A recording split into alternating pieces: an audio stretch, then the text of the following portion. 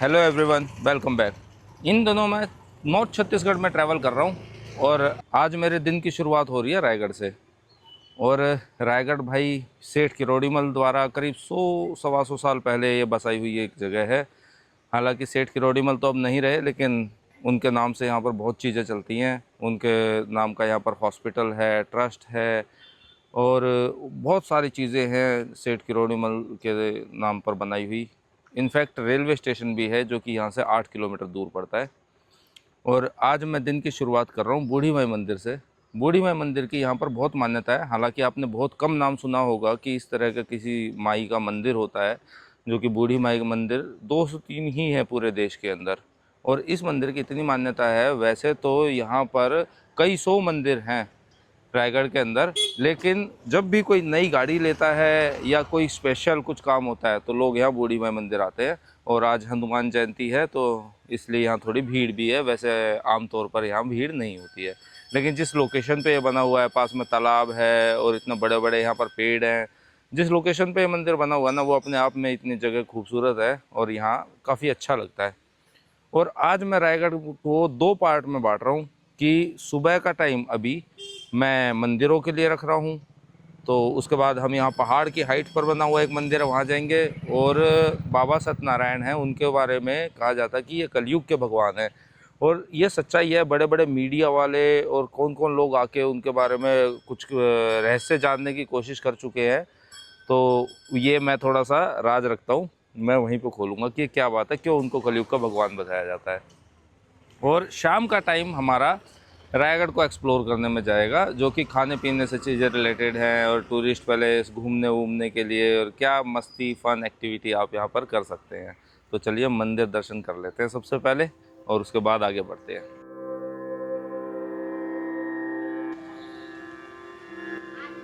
Aunty, एक पूजा की थाली।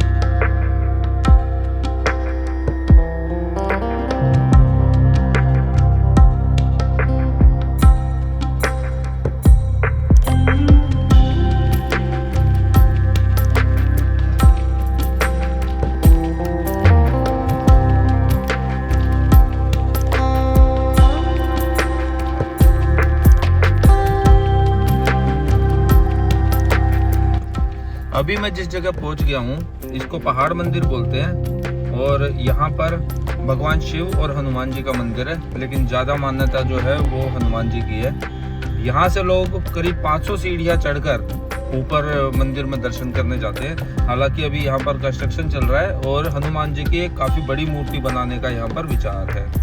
और पहले तो सीढ़ियों का ही रास्ता था, अभी गाड़ियाँ भी जाने लगी हैं। कुछ टाइम बाद पक्का रोड बन जाएगा।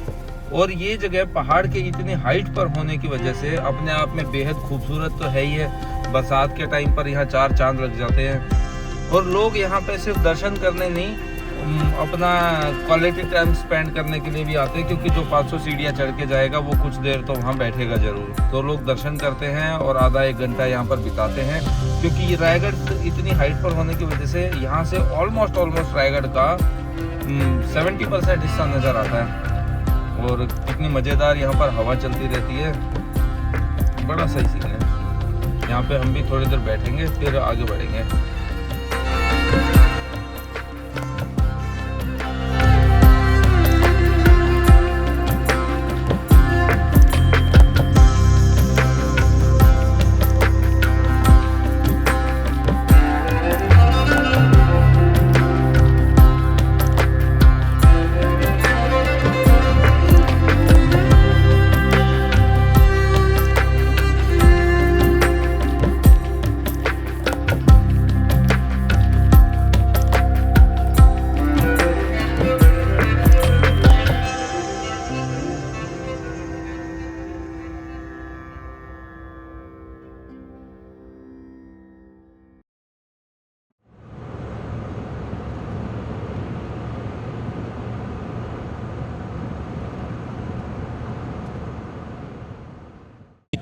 तो जी अभी मैं आ गया हूँ सत्यनारायण बाबा जी के धाम पे, और मेरे साथ आज हैं ये परमजीत सिंह भाटिया, ये प्रदेश मंत्री हैं, और ये हैं श्याम गुप्ता जी, इनका खुद का मीडिया चैनल भी है, और ये भी यहाँ के सचिव हैं, प्रदेश सचिव हैं।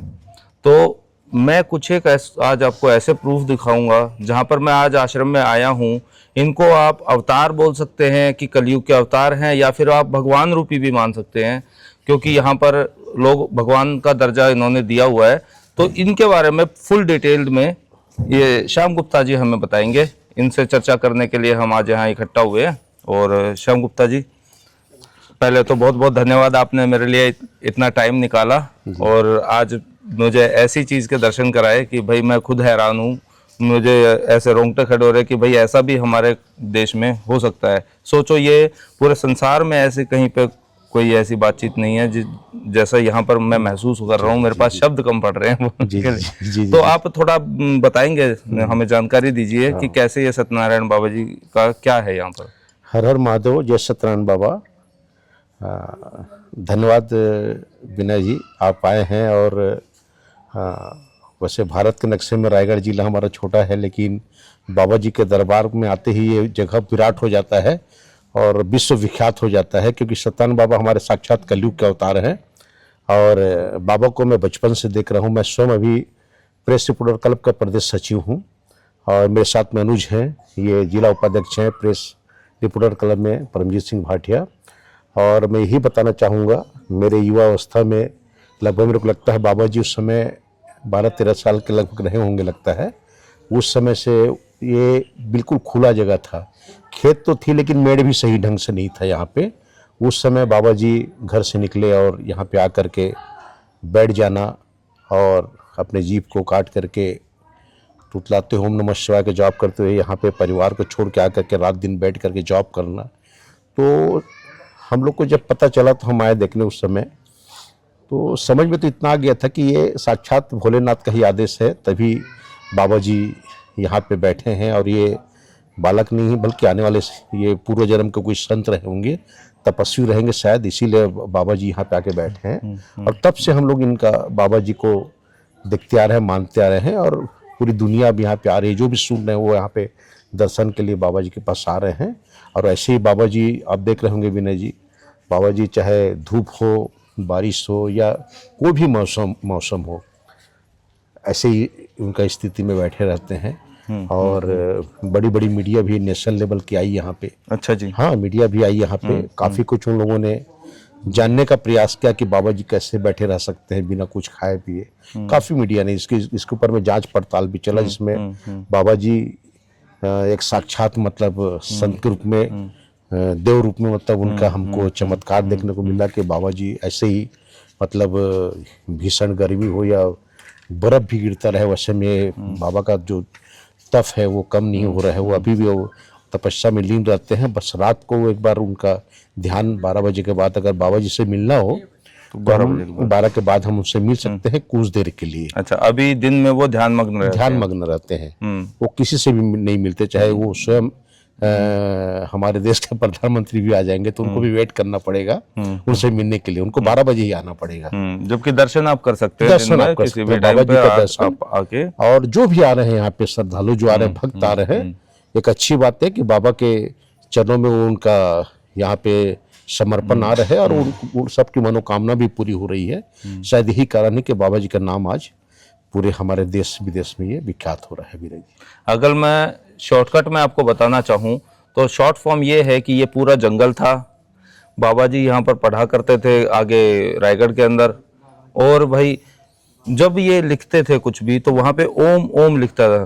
कुछ भी वो लिखते तो वो ओम लिखा हुआ ही महसूस होता था। तो जब लोगों की डांट फटकार पड़ी या कुछ भी कह लो, तो इन्होंने त्रिशूल लिया और एक ब्लेड लिया और इस जगह पर आकर वो बैठ गए और अपनी जीभ काट डाली। तो आप ये समझिए कि 12 साल की एज थी इनकी। उसके बाद से आज करीब 26 साल हो रहे हैं इस बात को। तब से लेके अब तक इन्होंने ना ही कुछ खाया पिया है, ना ही किसी से बात की है, कुछ ना बोलते हैं, ना खाते पीते हैं, ना सोते हैं। एक ही जगह गर्मी सर्दी बरसात, इतने मोटे मोटे तो ओले गिरे थे एक बार, ये तब भी यहाँ से टस से मस नहीं, ये ऐसे के ऐसे बैठे रहते हैं। आप अगर YouTube पे सत्यनारायण बाबा डाल के देखेंगे तो आपको ढेरों वीडियो मिल जाएंगे, ढेरों, और वो हर मौसम की वीडियो होगी, क्योंकि यहाँ के लोग पहुंच जाते हैं, जब बारिश हो रही है तो देखने पहुंच जाते हैं।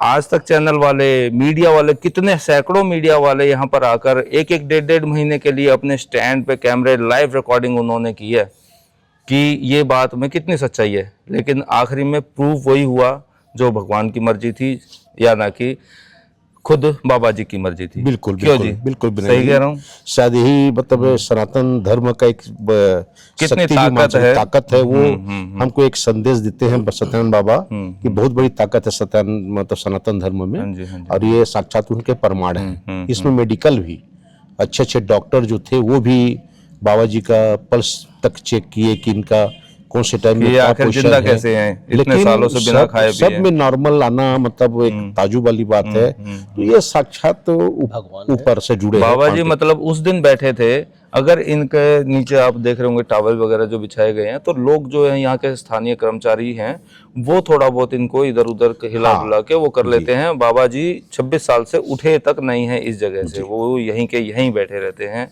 जब एक बार जहाँ पे त्रिशूल गाड़ कर जम गए वो यहीं जमे हुए हैं तब से, और उसके बाद ये स्ट्रक्चर यहाँ पर बनाया गया। और लेकिन बाबा जी टस से मस नहीं हुए हैं। कितनी अनोखी बात है ये, और हमें गर्व महसूस करना चाहिए। हमें अपने सनातन धर्म पे गर्व होना चाहिए, और हमारे देश पे गर्व होना चाहिए कि हमारे देश के अंदर ऐसा कुछ है, इतनी ताकत है।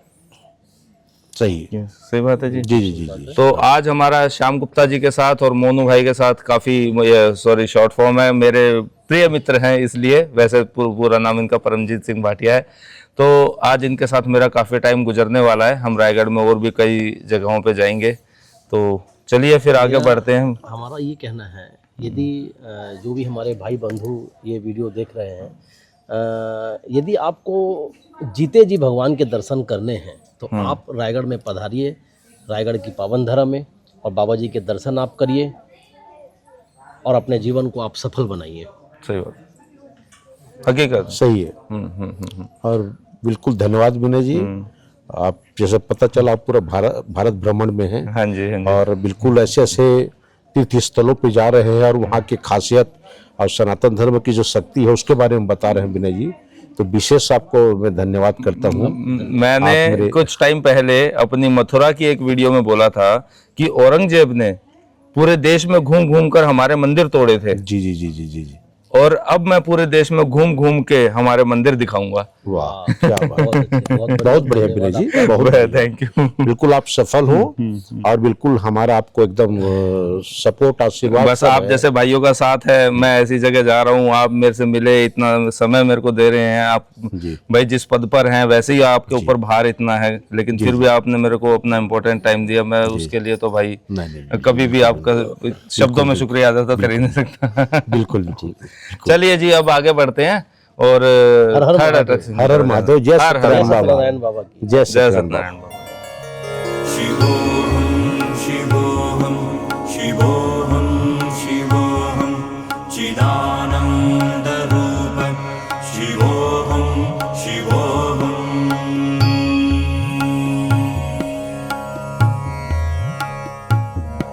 शिवोऽहं शिवोऽहं शिवोऽहं शिवोऽहं चिदानन्दरूप शिवोऽहं शिवोऽहं।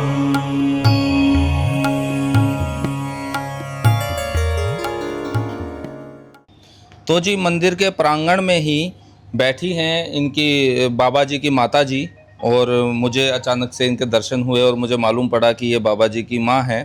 तो मेरा एक मन हुआ कि मैं कुछ एक बातें इनसे करूं, क्योंकि मुझे ऐसा लग रहा है कि बाबा जी ने जब बाबा का चोला धारण किया उसके बाद ये भी साध्वी बन गई, क्योंकि आप हुलिया देख सकते हैं माता जी का। माता जी प्रणाम। मैं कुछ एक बातें आपसे पूछना चाहता हूँ, मैं आप अगर साथ दे तो। हाँ जी, हाँ जी, मैं बैठ सकता हूँ यहाँ?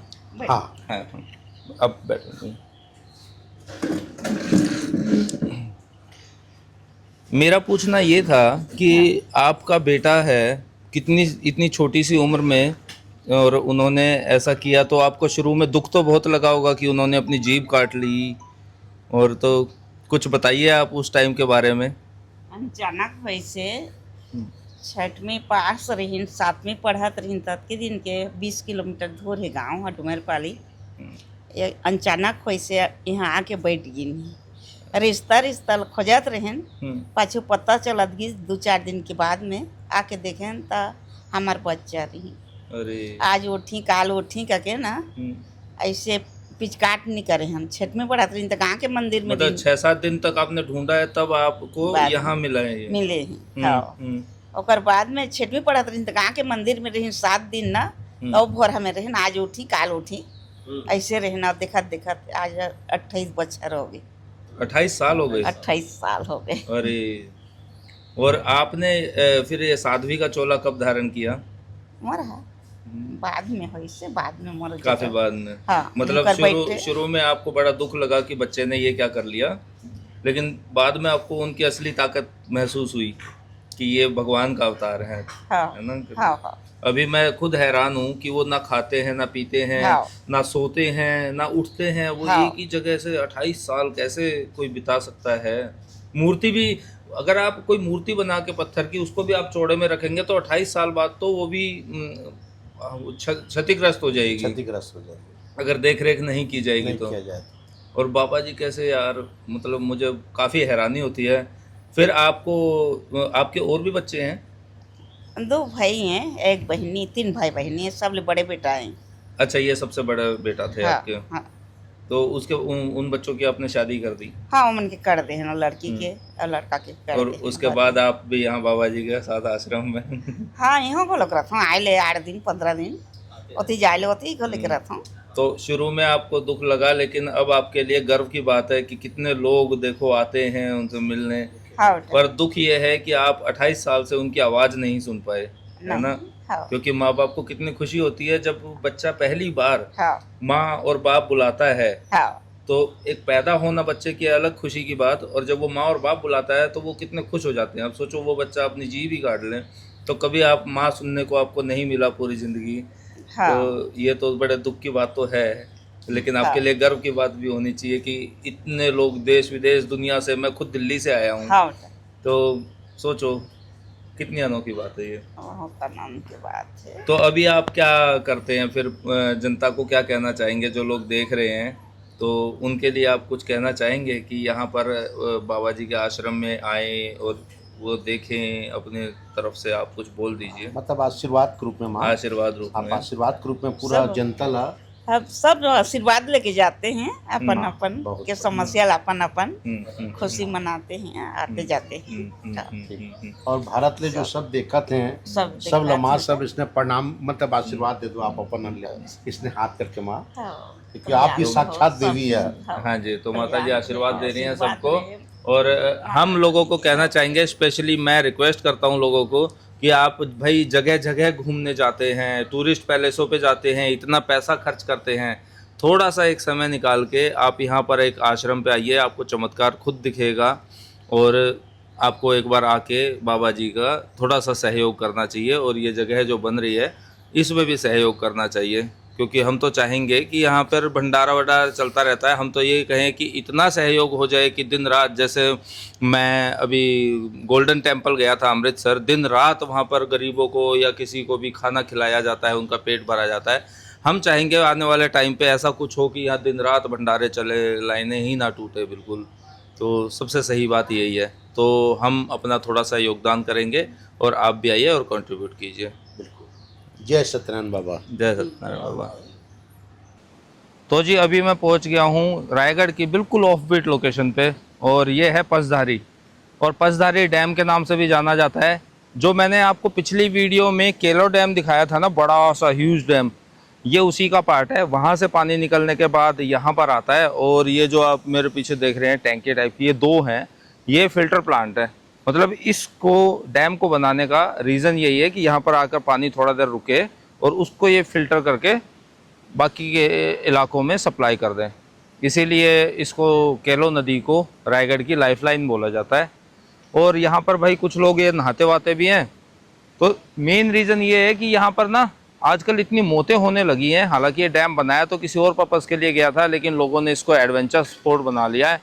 और यहाँ पर हर 3-4 महीने में एक ना एक मौत होती है, पता नहीं क्यों ऐसा हो रहा है। आप जब सर्च करके देखेंगे तो पता लगेगा कि कितना बड़ा है आंकड़ा यहाँ की मौतों का। बाकी यहाँ के जो फाइनेंस मिनिस्टर हैं ओपी चौधरी जी, उन्होंने अभी कुछ टाइम पहले इसके बारे में बोला है कि हाँ, अभी ये ऑफ रोडिंग करके यहाँ तक आना पड़ता है, तो उसके बारे में बोला है कि इसको ना टूरिस्ट स्पॉट बनाएंगे और बहुत अच्छे से रीडेवलप और रिकन्स्ट्रक्ट करके और इसको सही से एक अच्छा हुलिया देंगे। तो होप बहुत जल्दी सब सही हो जाए। और भाई रायगढ़ आजकल डेवलपमेंट में तो है ही एक नंबर पे। और अब मैं आपको दिखाने वाला था कि यहाँ पर ना ऑर्गेनाइज तरीके से सारी चीज़ें, जैसे अपने उधर कहीं भी ठेले मिल जाते हैं ना कि यहाँ ठेला लगा है, यहाँ गोलगप्पे की रेडी लगी है, कुछ है। यहाँ पर ऐसा नहीं है, कहीं पे कुछ नहीं मिलेगा, सिर्फ दुकानें मिलेंगी और जहाँ मिलेंगे उस जगह को चौपाटी बोलते हैं। सारे ठेले, जितना भी बाज़ार होगा खाना पीना चटोरे लोगों के लिए, सब एक जगह मिलेगा। ऐसे जगह जगह नहीं है। और बाकी रायगढ़ में गार्डन्स भी हैं। और सबसे बड़ी बात तो भाई उतना कोई टूरिस्टों के लिए तो इतना सब कुछ नहीं है रायगढ़ में। जैसे कि एक खरसिया की तरफ जाते हैं तो राम झरना है, वहाँ मैं नहीं जा रहा हूँ हाल फिलहाल।